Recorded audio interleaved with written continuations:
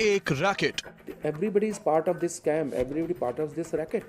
एक खुलासा, जो लोग इनको पैसा दे रहे हैं, जो हमारी फिल्म इंडस्ट्री के प्रोड्यूसर्स हैं, एक सवाल, चंद पाकिस्तानी आर्टिस्ट जो यहाँ पे करोड़ों में पैसा कमा रहे हैं, उनको बार बार वीजा कैसे मिलता है? ये सब बयान सुनने के बाद आपको पता चल ही गया होगा कि कुछ दिन पहले तक बॉलीवुड की जो म्यूजिक इंडस्ट्री सरहद के उस पार रहने वाले टैलेंट के लिए अमन की आशा के पैगाम का गुणगान करते नहीं थकती थी, उसमें अब फूट पड़ चुकी है। दोस्ती का हाथ वो लोग कभी नहीं बढ़ाते। अमन की आशा यहीं पे होती है, वहां पे नहीं होती। जी हाँ, पाकिस्तानी गायक राहत फतेह अली खान के पास से एयरपोर्ट पर अनडिक्लेयर्ड डॉलर्स मिलने के मामले के बाद से अब इंडिया में ही म्यूजिक इंडस्ट्री के लोगों के बीच आरोपों का दौर शुरू हो चुका है और इसकी शुरुआत किसी और ने नहीं, खुद सालों से फिल्मों में अपनी आवाज दे रहे सिंगर अभिजीत ने की है। जरा सुनिए अभिजीत का क्या कहना है इस पूरे मामले पर।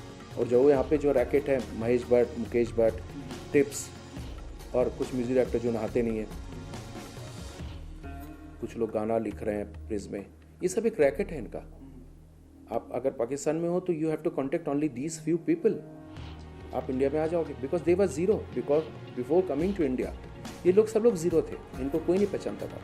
अभिजीत यही नहीं रुके, उन्होंने ये भी बताया कि ये सब एक काफी बड़ा रैकेट है और इसमें कई लोग भी शामिल हैं। दिस अ बिग रैकेट, जिस रैकेट में सब डिपार्टमेंट के लोग हैं कि तुम म्यूजिक बनाओगे, मैं लाऊंगा, तुम पैसे दोगे, तुम ये करोगे, तुम ये करोगे, तुम करोगे। अभिजीत ने यह भी सवाल उठाया कि आखिर चुनिंदा लोगों को ही वीजा क्यों दिया जाता है।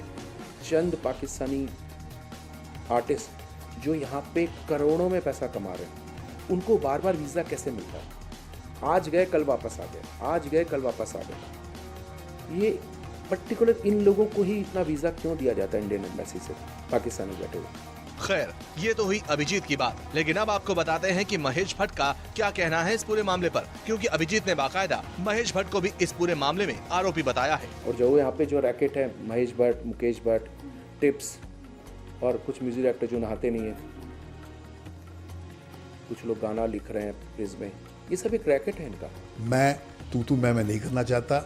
मैंने जैसे कहा कि उनकी पॉलिटिकल कंपल्शन है, वो पॉलिटिकल आइडियोलॉजी को बिलोंग करते हैं और ये अवसर है क्योंकि राहत पकड़े गए हैं कैश लेकर दिल्ली एयरपोर्ट पे, तो जाहिर है वो अपने हिस्से की धूप चाहते हैं। महेश भट्ट यहीं चुप नहीं हुए और उन्होंने भी अभिजीत पर अपने शब्दों से कई पलटवार किए।